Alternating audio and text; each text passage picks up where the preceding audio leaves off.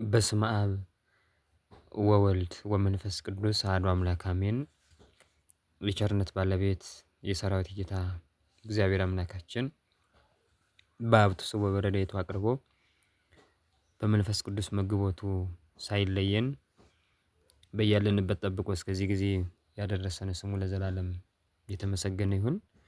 የተወደዳችሁና የተከበራችሁ የዮሐንስ ንስሐ ድረ-ገጽ ተከታታዮች ውድ ኦርቶዶክሳውያን ወገኖቻችን በልዑል እግዚአብሔር ስም ሰላም እላችኋለሁ። እንደምንሰነበታችሁ በያላችሁበት ሰላም እግዚአብሔር ከሁላችሁ ጋር ይሁን። እግዚአብሔር ቢወድና ቢፈቅድ የትምህርታችን መነሻ አድርገን ለተከታታይነት የምንማማረው ስርዓተ ኖሎት ወይም ትምህርተ ኖሎት የሚል ርዕስ እናነሳና ተከታታይነት ያለው ትምህርት ይሆናል ማለት ነው።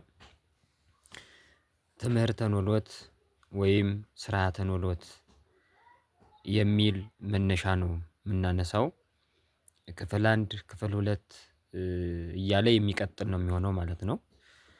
እንግዲህ ስርዓተ ኖሎት ማለት ምን ማለት ነው የሚለውን ስንመለከት ስርዓተ ኖሎት ስርዓት ማለት ወሰን፣ ደንበር፣ ቀኖና፣ አፈጻጸም፣ ህግ፣ ትእዛዝ የሚለውን ትርጉም ይሰጣል። ኖሎት ማለት ደግሞ ኖሎ ጠበቀ ከሚለው የግዕዝ ቃል የወጣ ሲሆን ኖላዊ ማለት ጠባቂ እረኛ ማለት ሲሆን ኖሎት ማለት ደግሞ ጠባቂዎች፣ እረኛዎች፣ ለብዙዎች የሚለውን ትርጉም ይሰጣል ማለት ነው። ስርዓተ ኖሎት ወይም ትምህርተ ኖሎት የሚለውን ስንተረጉመው የእረኝነት ትምህርት፣ የጥበቃ ትምህርት፣ የእረኝነት የጥበቃ ስርዓት የሚለውን ትርጉም ይሰጣል ማለት ነው። በዚህ ርዕስ መማማር ለምን አስፈለገ የሚል ሀሳብ ሊነሳ ይችላል። ይሄን መነሻነት ለብዙ ጊዜ እያሰብነው በዚህ ትምህርት መስጠት እንዳለብን በዚህ መልኩ እየተወያየንበት የነበረ የብዙ ጊዜ ምኞታችን ነው። እውነት ለመናገር እንግዲህ በዚህ ውስጥ የፈለግነው ዓላማው ወይም አስፈላጊነቱ ኖሎት ሲባል ጠባቂዎች፣ እረኛዎች ካህናት ናቸው። የሚጠበቅ አለ ደግሞ ጠባቂ ካለ የሚጠበቅ አለ አይደል? ምእመናን ተጠባቂዎች ደግሞ በጎች ናቸው። በጎች የተባሉ ደግሞ ምእመናን ናቸው። ስለዚህ እረኝነት የላላበት ዘመን ሆኗል። ጠባቂዎች የጥበቃ ድርሻቸውን እየተወጡ አይደለም።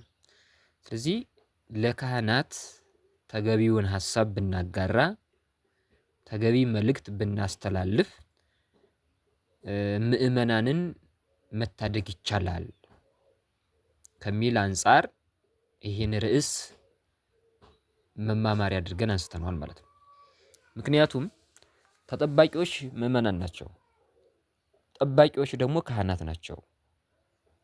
ካህናት ድርሻቸውን አውቀው ማድረግ ያለባቸውን በሚገባ ካደረጉ ምእመናን በኃጢአት አይዘፈቁም፣ በኃጢአት አይወድቁም፣ በመናፍቃን አይወሰዱም። አሁን ስንመለከት ብዙ ሰዎች በኃጢአት ወድቀዋል፣ በመናፍቃን ትምህርት ተሰነካክለዋል፣ በክህደት ተወስደዋል። እንደዚህ የሆኑት ለምንድን ነው ካልን ግን የእረኝነት ችግር ነው። እረኞች፣ ጠባቂዎች የሚገባውን ስላላደረጉ ነው። ስለዚህ የእያንዳንዳችን ድርሻ ለማሳየት ለማመልከት ትምህርተ ኖሎት ወይም ስርዓተ ኖሎት የሚለውን መማማር አስፈላጊ ሆኗል ማለት ነው። እያንዳንዱ ምእመን የስነ ምግባር ጉድለት ይታያል። ለምንድን ነው እንደዛ የሆነው ካል መጠበቅ ያለበት ካህን አልጠበቀም ማለት ነው። እሱን ታሳቢ አድርገን ጉዳዩን በደንብ ተወያይተን ተማምረን መድረስ ካለብን ጉዳይም እንድንደርስ በአካል ሂደን የምናስተምራቸውን በአካል ከዛ ባሻገር ደግሞ በጽሁፍ በሰነድ ተዘጋጅቶ ለካህናት ጭምር ከእጃቸው ላይ እንዲደርሳቸው የማድረግ ስራ ሁሉ ለመስራት ዮሐንስ ንስሐ ድረ-ገጽ ብዙ ጊዜ ሲያቅደው የኖረ ህልሙ ነው እና እግዚአብሔር አምላካችን በቸርነቱ እንድንጀምረው ያደረገ አምላክ በቸርነቱ እንዲያስፈጽመን ቅዱስ ፈቃዱ ይሁንልን። የትምህርት ኖሎት ዋና ዓላማ እንደተነጋገርነው በተለያዩ አካባቢዎች የሚኖሩ ካህናት ይህን ተገንዝበው ተረድተው ከንስሐ ልጆቻቸው ጋር ያላቸውን አቀራረብ በማጠንከር በረድኤተ እግዚአብሔር ችግር ፈች የሆነ አገልግሎትን በፈሊጥና ጥበብ እንዲያበረክቱ ለማድረግ ነው። ልብ በሉ፣ እደግመዋለሁ። በተለያዩ አካባቢዎች የሚኖሩ ኖሎት ወይም ካህናት ይህን ተገንዝበው ከንስሐ ልጆቻቸው ጋር ይህን ተገንዝበው ማለት ምን ማለት ነው? ወደፊት የምናስተምረውን ትምህርት ተገንዝበው ተረድተው ከንስሐ ልጆቻቸው ጋር ያላቸውን አቀራረብ በማጠንከር በረድኤተ እግዚአብሔር ማለት የእግዚአብሔርን ረዳትነት አጋዥ አድርገው ችግር ፈች የሆነ አገልግሎት በፈሊጥና በጥበብ እንዲያበረክቱ ማድረግ ነው። ሌላኛው በያሉበት አካባቢ ከወቅቱ ጋር የሚሄድ የስብከተ ወንጌል አገልግሎትን በተሻለ ሁኔታ እንዲያስተላልፉ የነፍስ ልጆቻቸውን ለንስሐ ሕይወት ለማብቃት በአገልግሎት እንዲታደጉ ለማድረግ ነው። ከዚህ ዓላማ በመነሳትም ትምህርተ ኖሎት የሚለው ቃል የእረኝነት ወይም የጠባቂነት የአስተዳዳሪነትና የመጋቢነት አደራ ኃላፊነትን የዘወትር ተግባር እንዲያደርጉ ጥቆማ ለመስጠት ነው። ይሄን ርዕስ ማንሳት ያስፈለገው ማለት ነው። እንዲህ ተብሎ ተጽፏል። የኅዳር ጽዮን ዋዜማ ላይ ይህ አደጋ ለምድር እንበለ ካህናት ወዲያቆናት እምቅድመ ዓለም ወእስከ ለዓለም ቸሩ አምላክ እግዚአብሔር ለዘላለም እስከ ለዓለም ምድርን ያለ ካህናት ያለ ዲያቆናት አልተዋትም ይላል። ልዑለ ባሕርይ እግዚአብሔር አምላክ ፈጥሮ ዝም ያለ አይደለም። እውነት ለመናገር ይሄን ዓለም ካለመኖር ወደ መኖር አምጥቶ የፈጠረ አምላክ ነው። ፈጥሮ ግን ዝም አላለም። የሚያስተዳድር፣ የሚመግብ፣ የሚጠብቅ አምላክ ነው አይደል? ስለዚህ እሱ ጠባቂ መጋቢ ሆኖ እያለ ደግሞ ከሱ በታች ሆነው እንዲመግቡ፣ እንዲጠብቁ፣ እንዲያስተምሩ የተተኩ በእግዚአብሔር የተሾሙ እነማን ናቸው ካልን ካህናት ናቸው። ካህናት ስንል ዲያቆናትም ጳጳሳትም መምህራንም እያንዳንዱ በዚህ ውስጥ የሚካተት ነው። ይሄን በደንብ መረዳት አለብን እና ትምህርተ ኖሎት ወይም የእረኝነት የጥበቃ ትምህርት የሚለውን ወደ ውስጥ እየገባን በደንብ የምናየው ሆኖ እያለ ከዚህ ላይ ሶስት አይነት ጥበቃ አለ። ሶስት አይነት እረኝነት፣ ሶስት አይነት ጥበቃ አለ። አንደኛው አምላካዊ ጥበቃ ነው። እግዚአብሔር በቸርነቱ ሁላችንም እየጠበቀን ነው አይደል? ለዚህ የደረስነው እግዚአብሔር ጠባቂያችን ነው። እግዚአብሔር እረኛችን ነው። አንደኛው እሱ ነው፣ አምላካዊ ጥበቃ ነው። ሁለተኛው መላካዊ ጥበቃ ነው። መላእክትም እያንዳንዳችን ይጠብቁናል አይደል እንዴ? ሶስተኛው ሰብአዊ ጥበቃ የሰው ጥበቃ ነው። ሰው ሰውን ይጠብቀዋል እውነት ለመናገር። ስለዚህ ሶስት አይነት ጥበቃ ወይም ሶስት አይነት እረኝነት አለ ማለት ነው። አንደኛው አምላካዊ ጥበቃ ነው። የአምላክ ጥበቃ ሰውን እግዚአብሔር በቸርነቱ እየጠበቀው እየረዳው እየጎበኘው ነው ያለው አይደል እንዴ? ሁለተኛው ደግሞ መላካዊ ጥበቃ ነው። መላካዊ ጥበቃ የሚባለው ለእያንዳንዱ ሰው ጠባቂ መልአክ አለው። ይገርማችኋል። የሰው ጠባቂ አለ ስንል ምን ማለት ነው? እያንዳንዳችን ንስሐ አባት አለ የሚጠብቀን፣ የሚመክረን፣ የሚያስተምረን፣ የሚገስጸን ኃጢአት እንዳንሰራ። ይገርማል። ይሄ ሁሉ ተደርጎልን እያለ ነው አይደል እኛ ኃጢአት የምንሰራው። ከዚህ ይሄን ሁሉ አልፈን ይሄን ሁሉ ጥሰን ነው። ይገርማችኋል። እግዚአብሔር ይጠብቀናል፣ መላእክት ይጠብቁናል፣ የንስሐ አባቶቻችን ይጠብቁናል። ሶስት ጠባቂዎች አሉን እኛ። ልብ በሉ። ይሄን ሁሉ ታሳቢ አድርገን ነው እንግዲህ ትምህርተ ኖሎትን ስንማር ወይም ስርዓተ ኖሎትን ስንማር እንግዲህ አምላካዊ ጥበቃ የሚለውን ስንመለከት ነቢየ እግዚአብሔር ቅዱስ ዳዊት በመዝሙር 22 ቁጥር 1 ጀምሮ እግዚአብሔር ይሬእየኒ ወአልወዘ ይሃጣኒ ውስተ ብሔር ስዑር እያድረን ይላል። እግዚአብሔር እረኛዬ ነው፣ በለመለመው መስክ ያሰማራኛል፣ የሚያሳጣኝ ነገርም የለም ይላል። ልብ በሉ። አሁንም በመዝሙር 79 ቁጥር 1 ጀምሮ ኖላዊሆሙ ለእስራኤል አንሳ ኃይለከ ወነአድኅነነ፣ የእስራኤል ጠባቂ ሆይ ኃይልህን አንሳ እኛንም ለማዳን ፈጥነህ ና ይላል መዝሙረኛው ዳዊት። ብናየው ብዙ መጽሐፍ ቅዱሳዊ ቃል ሞልቷል። እንደማሳየህን ካየን በቂ ነው። መለካዊ ጥበቃ እግዚአብሔር ባወቀ በመላእክት የሚጠበቁ ፍጥረታት በጣም ብዙ ናቸው። እንግዲህ በመዝሙር 90 ቁጥር 10 ላይ እስመ ለመላእክቲሁ የዞም በእንቲአከ ከመ ይቀውከ በኩሉ ፍናዊከ ከመ ይትተአቀፍ በእብነ እግርከ። ልብ በሉ እንግዲህ መላእክትን ስላንተ ያዝልሃል ይጠብቁ ዘንድ ነው የሚለው። ተሰነካክለህ እንዳትወድቅ ይጠብቁ ዘንድ ጠባቂዎች የሆኑ ዘንድ መላእክትን ስላንተ ያዝልሃል ይላል። ስለዚህ ቅዱሳን መላእክት ሰውን ይጠብቃሉ ማለት ነው። የሰው ልጆች ጠባቂዎች ናቸው ማለት ነው። አስታውሳችኋል? የማቴዎስ ወንጌል ምዕራፍ 18 ቁጥር 10 ላይ ስትመለከቱ ጠባቂዎቻቸው የሰው ልጆች ጠባቂዎች መላእክት እንዴት እንደሚሉ ተገልጿል ታገኛላችሁ። ስለዚህ መላእክት የሰው ልጆችን ይጠብቃሉ፣ እግዚአብሔር የሰው ልጅ ይጠብቃል። ከዛ ሶስተኛው ሰብአዊ ጥበቃ ነው። ሰብአዊ ጥበቃ ስንል እግዚአብሔር በመረጣቸውና በሾማቸው በነሱ በኩል ስጋዊና ነፍሳዊ ጥበቃ እግዚአብሔር ለሰው ልጅ ያደርጋል። ስለዚህ አሁን እረኝነት ወይም ጥበቃ ካልነው ሶስት አይነት ጥበቃ አለ ብለናል። ሶስተኛውን ነው የምንማማረው ማለት ነው። እግዚአብሔራዊ ጥበቃ አለ፣ መለካዊ ጥበቃ አለ፣ ሰብአዊ ጥበቃ አለ። ሰው ሰውን ይጠብቀዋል። ይህ ማለት ንስሐ አባት ወይም ካህናት ልጆቻቸውን ምዕመናንን ይጠብቃሉ ማለት ነው። እሱን በተመለከተ ነው ትምህርታችን የሚሆነው። የካህናትን ጥበቃ የካህናትን እረኝነት በተመለከተ ይሆናል ማለት ነው። ማንን ነው የሚጠብቁት? የሚጠበቁት እነማን ናቸው ካልን ደግሞ ምዕመናን ናቸው። እንግዲህ ጥበቃ ስንል አራት አይነት ጠባቂ አለ። እስካሁን የሚጠብቀን አካል ሶስት መሆኑን ያየነው። ደግሞ አሁን እረኛ የሚባለው ራሱ ጠባቂ የሚባለው አራት አይነት ነው። ለምሳሌ ባለቤት አለ፣ እንደ ባለቤቱ ነው የሚጠብቃል። ልብ በሉ። ከዛ ደግሞ ቅጥረኛ አለ፣ ቅጥረኛ። ሰነፍ አለ፣ ጀግና ደግሞ ጎበዝ ደግሞ አለ። ይገርማል። ስለዚህ ካህናት የትኛውን ጠባቂ ነው መሆን ያለባቸው የሚለውን ሀሳብ በዛው ለማስተላለፍ ይመቻል። ቅጥረኛ ነው መሆን ያለባቸው? ባለቤት ነው? ሰነፍ ነው ወይስ ጎበዝ ጀግና ነው መሆን ያለባቸው የሚለውን ሀሳብ እያየን እንሄዳለን። አሁን በዚህ ዘመን እኔና እናንተ ባለንበት ዘመን ምን አይነት ጠባቂ ነው ያለው? አሁን ከካህናት ስናይ ባለቤት ነው? ቅጥረኛ ነው? ጎበዝ ነው ወይስ ሰነፍ ነው? እንደሚታወቀው ጎበዝ እረኛ ገንዘቦቹ ሳይሸሹ ሳይርቁ ከቅርብ ይመልሳል። ሰነፉ ግን ከሩቅ ነው የሚመልሰው። ልብ በሉ። ምንደኛ ቅጥረኛ ደግሞ ወሮ ይሙላለት እንጂ ስለ ገንዘቦቹ መራብ መጠማት መርባት አለመርባት አይጨንቀውም። ብቻ ወሯን መቁጠር ነው።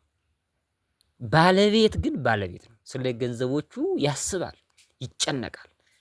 አያችሁ፣ አሁን የኛ ካህናት እንዴት አይነት ናቸው የሚለውም በደንብ ሀሳብ ለማጋራት ነው። ሀሳብ ለማጋራት ነው። እንግዲህ ካህናት ወይም እረኞች ጠባቂዎች የሚባሉት በዘመነ ብሉይ ነገስታት እንደነበሩ መጽሐፍ ቅዱስ ይነግረናል። ክርስቶስ ከመወለዱ በፊት በነበረው ዘመን ጠባቂዎች፣ እረኞች ሲባሉ የነበሩ ካህናት ናቸው። ካህናት ስንል ነቢያት፣ ነገስታት ናቸው ጠባቂዎች ማለት ነው። ይህን በመጽሐፈ ዜና መዋዕል መጀመሪያው ዜና መዋዕል ማለት ነው 21:17 ማየት ይቻላል። ነቢየ እግዚአብሔር ቅዱስ ዳዊት ሕዝቡ ይቆጠር ዘንድ ያዘዝሁ እኔ አይደለሁምን? የበደልሁና ክፉ የሰራሁ እኔ ነኝ። እነዚህ በጎች ምን አድርገዋል? አቤቱ አምላኬ ሆይ እጅህ በእኔና በአባቴ ቤት ላይ ትሁን ይላል። ይገርማችኋል። በደል ሲመጣ በህዝቡ ላይ የማይገባ ነገር ሲደረግባቸው አየና መዝሙረኛው ዳዊት የበደልኩ ያስቀየምኩ እኔ ነኝ፣ ይህን ስራ የሰራሁት እኔ ነኝ ብሎ የህዝቡ ኃላፊ፣ ጠባቂ፣ መምህር፣ ገዥ የነበረው መዝሙረኛው ዳዊት ሲናገር እናያለን። ስለዚህ ዳዊት ቅዱስ ዳዊት ንጉስ ነው፣ ግን እረኛ ነው፣ ጠባቂ ነው። ከሌላ እምነት የሆነ ሰው መጥቶ ህዝቡን እንዳያስቸግር እንዳይጎዳ በስልጣኑ በኃላፊነቱ የሚጠብቅ ጠባቂ ነበረ ማለት ነው። ሌላው ነቢያት ናቸው። ነቢያትም እረኞች እንደነበሩ እንዲህ ብሎ ተጽፏል ማለት ነው። ትንቢተ ሕዝቅኤል 3:17 የሰው ልጅ ሆይ ለእስራኤል ቤት ጠባቂ አድርጌሃለሁ ተብሏል።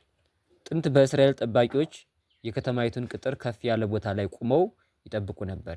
ይህም በጦርነት ጊዜ የጦርነቱን ሁኔታ ለከተማይቱ ነዋሪዎች ለመናገር አንደኛ ሳሙኤል 14:16 ወይም በመምጣት ላይ ያሉ የመልእክተኞችን ሁኔታ ለመናገር ያመች ነበር። ሁለተኛ ሳሙኤል 18:24 እስከ 17 ሁለተኛ ነገሥት 17:20 ነቢያትም እንዲሁ የእግዚአብሔርን ቃል ተቀብለው ለሕዝቡ የሚያስተላልፉ መንፈሳውያን ጠባቂዎች ነበሩ ይላል። ስለዚህ በብሉይ ኪዳን ስንመለከት ነቢያትም ነገስታትም እረኞች ናቸው ማለት ነው። ጠባቂዎች ናቸው ማለት ነው። ጠባቂ ስንል ደግሞ ሰዎች በነፍስም በስጋም እንዳይጎዱ፣ አዎ ነቢያት በማስተማር በመምከር መስዋዕት በማቅረብ በመሰዋት ህዝቡን ይጠብቃሉ።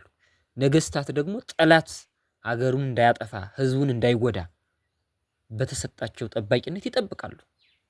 ስለዚህ በብሉይ ኪዳንም ጠባቂዎች ነበሩ፣ በሐዲስ ኪዳንም ጠባቂዎች አሉ ማለት ነው። እንዲህ እያለች የመጣች ናት ጠባቂነት። እንዲህ ዝም ብሎ አይደለም።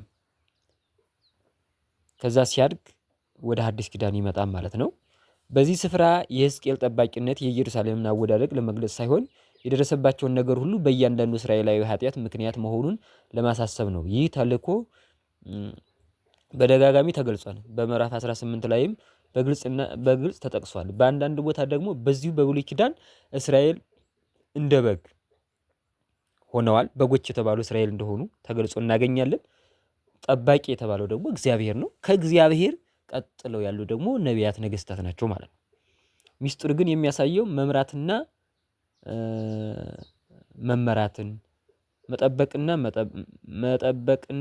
መጠበቅን፣ መመገብና መመገብን የሚያሳይ ነው። በነገራችን ላይ ካህናት መጋቢዎች ናቸው። መጋቢዎች ማለት ምን ማለት ነው? ቃለ እግዚአብሔርን ለምእመናን የሚመግቡ የሚያስተምሩ ናቸው ማለት ነው። ቅዱስ ሥጋውን ክቡር ደሙን የሚመግቡ። ልብ በሉ። አሁን ብዙ ሰው አልተራበም። ቃለ እግዚአብሔር የተራበ የለም። የእውነት እንነጋገር ከተባለ በኃጢአት የወደቀ የለም። የትምህርት መድኃኒት የሚያስፈልገው የለም። እየተሰራ ነው ማለት ይቻላል። ምእመናን አያችሁ፣ እኛስ ፈቃደኞች ነን ለመታከም የትምህርት መድኃኒትን ለመውሰድ። ስለዚህ የካህናት ኃላፊነታቸው መመገብ ነው። መመገብ ስንል ቃለ እግዚአብሔርን ማስተማር። ለዛም ነው ጌታችን መድኃኒታችን ኢየሱስ ክርስቶስ ሁሩ ወመሃሩ የማቴዎስ ወንጌል ምዕራፍ 28 ቁጥር 19 ሲመለከቱ ሂዱ፣ ወደ ዓለም ሂዱና አስተምሩ።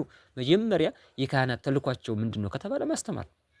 ከዛሳ ማጥመቅ ወእንዘ ታጠምቁዎሙ በሉ በስመ አብ፣ ስታጠምቁ በአብ በወልድ በመንፈስ ቅዱስ ስም አጥምቋቸው ይላል። ልብ በሉ። ስለዚህ የመጀመሪያው ተልኳቸው ማስተማር። ማስተማር መመገብ ይባላል። ማብላት ማጠጣት ነው። ምኑን ነው የሚበሉት ምእመናን? ቃለ እግዚአብሔር። ምኑን ነው የሚበሉት የሚመገቡት? ቅዱስ ሥጋውን ክቡር ደሙ። አያችሁ። ስለዚህ ቤተክርስቲያናችን በክርስቶስ ሞትና ትንሣኤ የተመሰረተች የክርስቶስ የጸጋው ግምጃ ቤት ስለሆነች ሁለት አደራዎችን ከክርስቶስ ተቀብላለች። ሁለት አደራዎች ብቻ አይደለችም፣ በእርግጥ ግን እንደው ሐሳቡን በዚህ ውስጥ ሊታይ ይችላል ከማለት አንጻር ነው እንጂ ሁለት አደራዎች ብቻ አይደሉም። እነሱ አደራዎች ምንድናቸው? ማስተማር፣ መመገብ ናቸው። ግን በዚህ ውስጥ ምን አለ? በማስተማር ውስጥ ማጥመቅ አለ። ምክንያቱም ሂዱ፣ ወደ ዓለም ሂዱና አስተምሩ፣ ከዛ ማጥምቋቸዋል።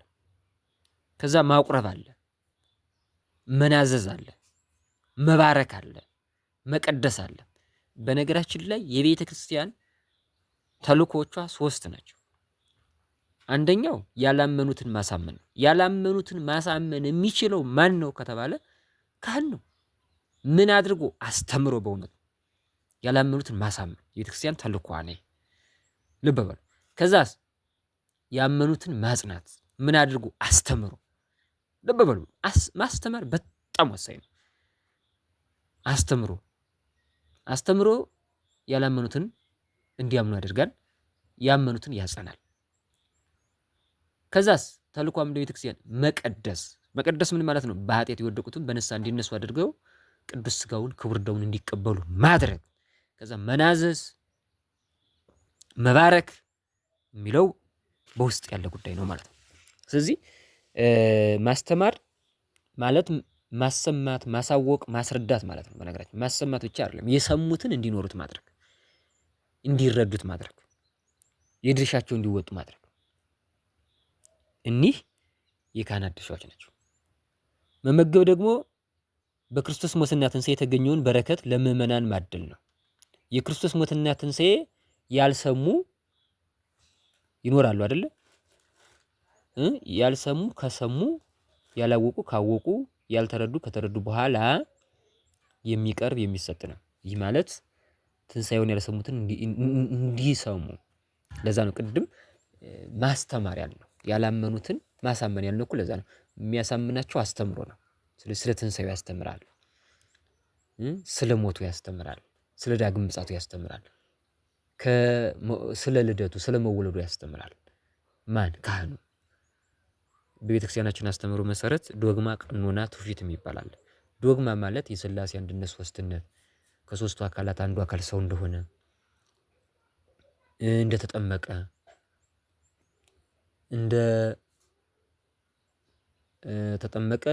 ከዛ የተጠመቀው ቅዱስ ሥጋውን ክብሩን እንደሰጠን እንደሞተ እንደተነሳ የመሳሰሉት ዶግማዎች ይባላሉ። እነዚህን ማስተማር፣ ይህ ማለት በሌላ አገላለጽ አምስቱ አዕማደ ምስጢራት ይባላሉ። ከዛ ሰባቱ ምስጢራተ ቤተክርስቲያን አሉ። እንደውም ክህነት ራሱ ከሰባቱ ምስጢራተ ቤተክርስቲያን አንዱ ነው። በነገራችን ምስጢረ ክህነት ይባላል።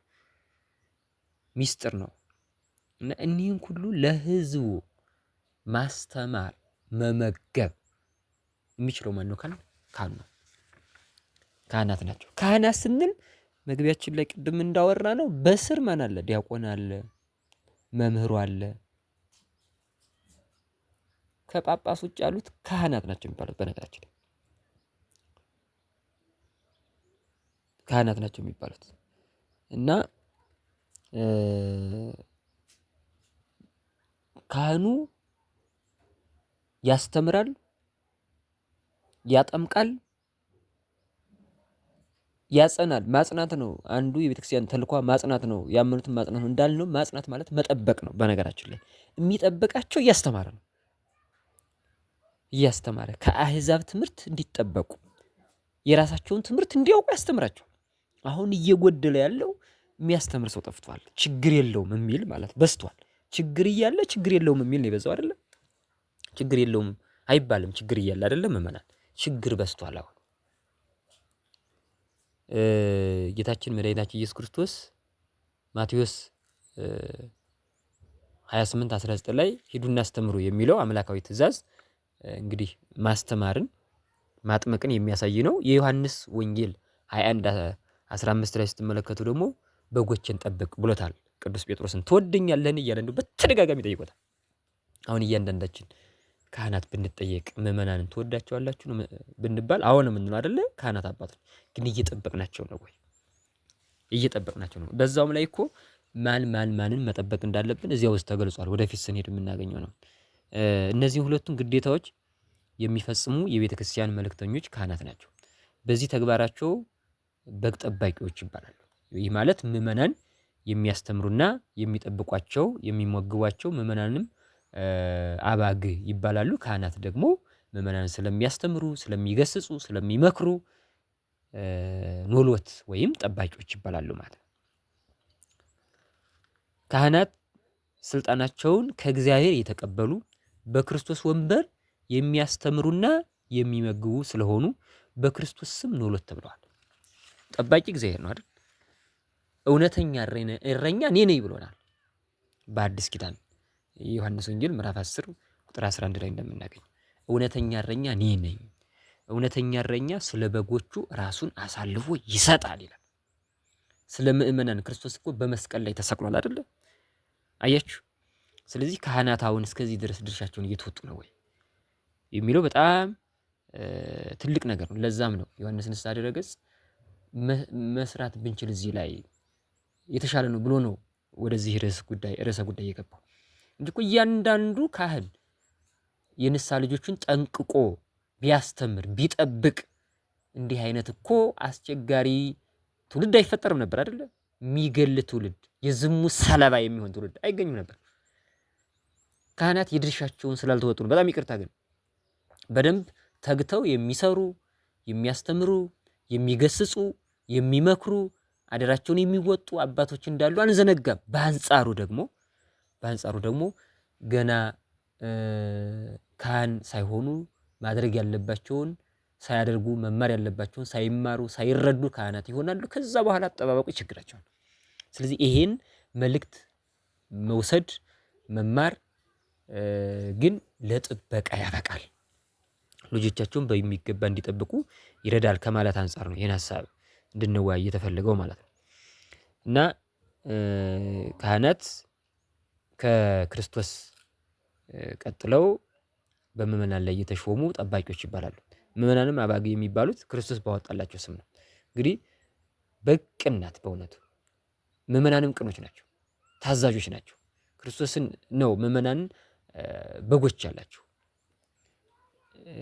ለዛ ነው።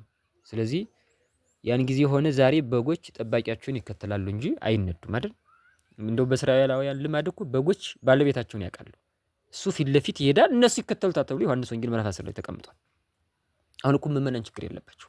እኛ ወዴት መሄድ እንዳለባቸው አላሳየናቸው።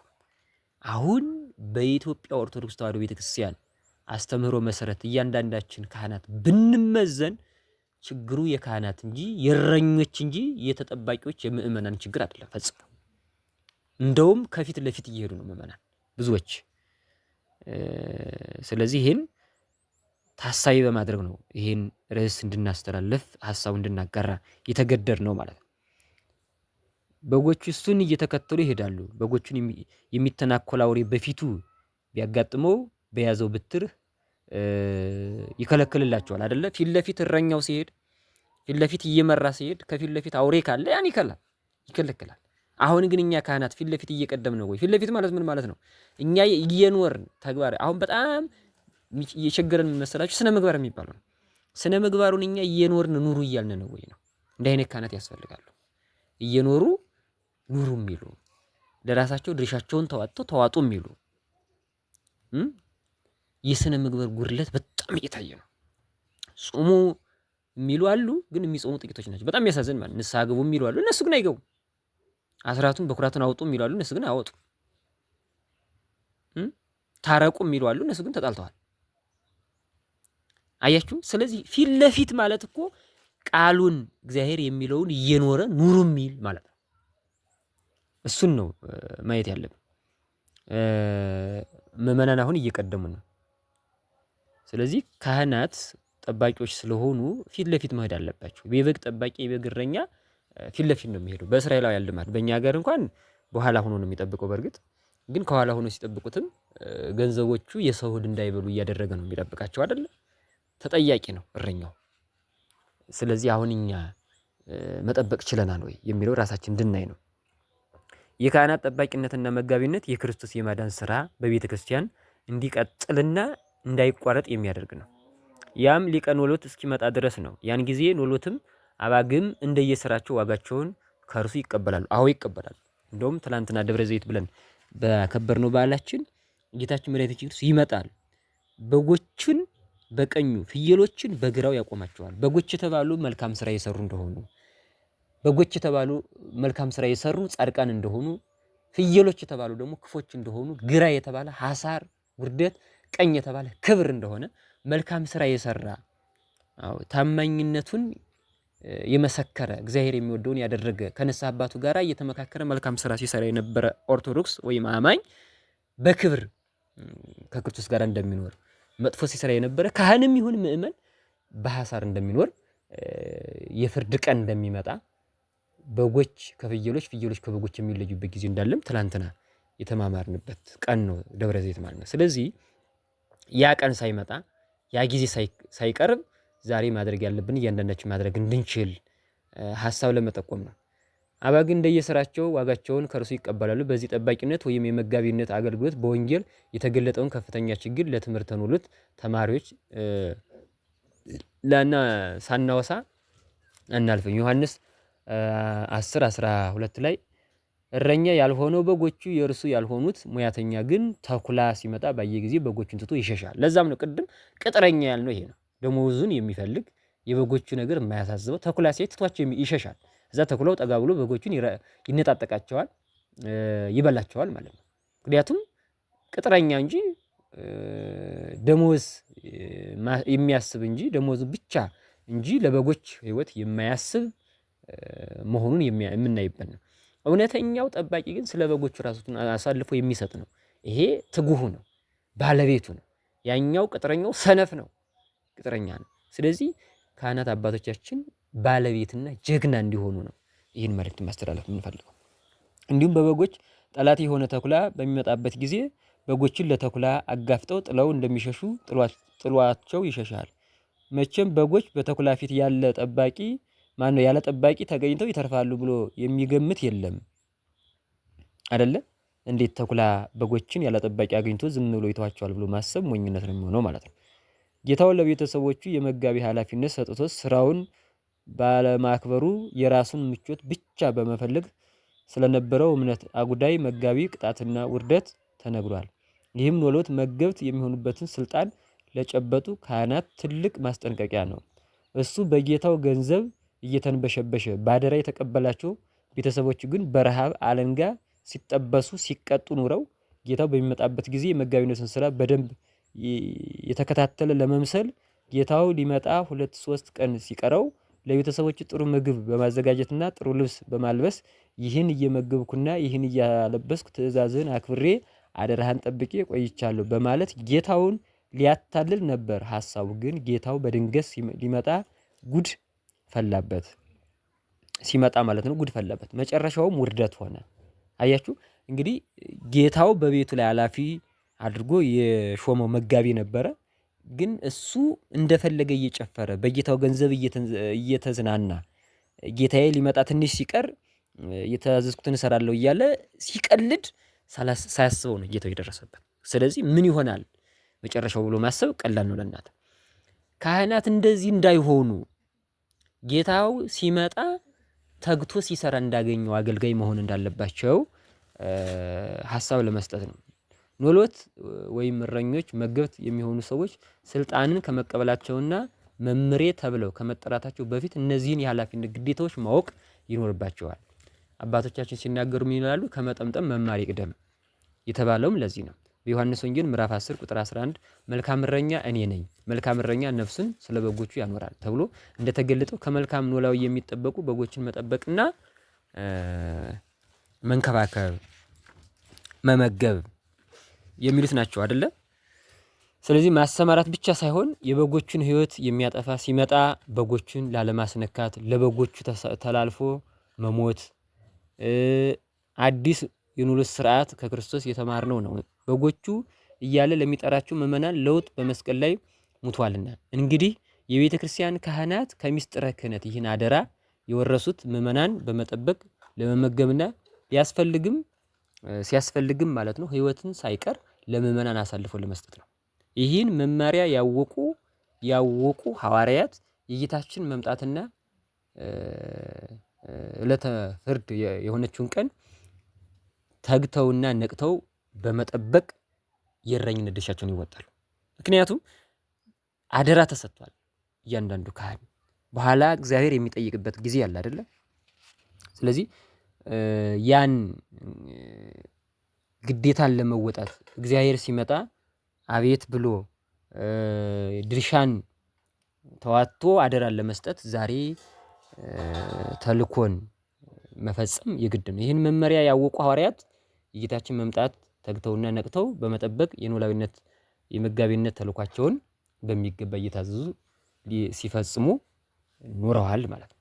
በሐዋርያት ስራ በየቦታው ሰፍሮ የምናየው ሐዋርያት ምዕመናንን ለመጠበቅና ለመመገብ ያደረጉትን ተጋድሎ ነው። የካህናት ተቀዳሚ ተግባራቸው ክርስቶስ በደሙ የዋጃትን ልብ በሉ። በምኑ ክርስቶስ በደሙ የዋጃትን ቤተክርስቲያንን ከነጣቂዎች ተኩላዎች መጠበቅና ማስከበር መሆኑ በዚሁ ላይ ተወስኗል። የሐዋርያት ሥራ ምዕራፍ 20 ቁጥር 28 እስከ 31 እንዲህ ብሎ ተጽፏል። በገዛ ደሙ የዋጃትን የእግዚአብሔርን ቤተክርስቲያን ተጠብቋት ዘንድ መንፈስ ቅዱስ እናንተን ጳጳሳት አድርጎ ለሾመባት ለመንጋው ሁሉና ለራሳችሁ ተጠንቀቁ እንደተባለ ኖላዊ መጋቢ የተባለው ካህን ወደ ሊቀ ኖሎት ኢየሱስ ክርስቶስ የመጨረሻውን ዘገባ ማቅረብ አለበት። አደራ ካስጠበቀው በጎች መካከል ስንት እንደረቡና ስንት እንደጠፉ ሁኔታዎትን በዝርዝር ያቀርባል። ከእነርሱም ጋር በዓለም ሳለው የሰጠኸኝን በስምህ እኔ እጠብቃቸው ነበር፣ ጠበቅኳቸውም፣ መጽሐፉም እንዲፈጸም ከጥፋትም ልጅ በትር ከእነርሱ ማንም አልጠፋም። ማቴዎስ 25 20 እስከ 22። ስለዚህ ካህናት ከኢየሱስ ክርስቶስ አደራ ተቀብለዋል። ኢየሱስ ክርስቶስ አደራ ሰጥቶ ሄዷል። ይመጣል፣ ይቆጣጠራል። ታስታውሳላችሁ አይደል? የማቴዎስ ወንጌል ምዕራፍ 25 ቁጥር 14 ጀምሮ እንደምናገኘው አገልጋዮች እንደየስራቸው ተሰጥቷቸዋል። ነገ ገብረ ኄር ብለን የምንማማርበት ለአንዱ 5 ለአንዱ 2 ለአንዱ 1 ከዛ ሰጥቷቸው እንደየችሎታቸው ሄደ። በኋላ ግን ከብዙ ጊዜ በኋላ መጥቶ ተቆጣጠራቸው ነው የሚለው። ወጥተው ወርደው የሰሩት ያተረፉት አስረክበዋል፣ ተመስግነዋል። ታማኝ ቸር አገልጋይ ወደ ጌታ ቤት በደስታ ግባ ደስ ይበልህ የሚል ድምፅ ሰምተዋል ሁለታቸው። ያኛው ግን ቀብሮ የነበረ ግን ሰነፍ፣ ጨካኝ፣ ክፉ ተብሏል። ከዚህ አውጥታችሁ ጨለማ ጥርስ ማፋጨት ወዳለበት ጣሉት ተብሏል። እንደዛ አይነት ነገር እንዳይሆን ዛሬ ካህናት የድርሻቸውን መወጣት ኃላፊነታቸውን መውሰድ እንዳለባቸው ጥቆማ ለመስጠት ነው ይህን ርዕሰ ጉዳይ ማንሳት የተፈለገው። እንግዲህ ይሄ ክፍል 1 እንደ መግቢያ ነው። ትምህርተ ኖሎት ወይም ስርዓተ ኖሎት ክፍል 1 እንደ መግቢያ ዛሬ ጀምረነዋል። ክፍል 2 ይቀጥላል ማለት ነው።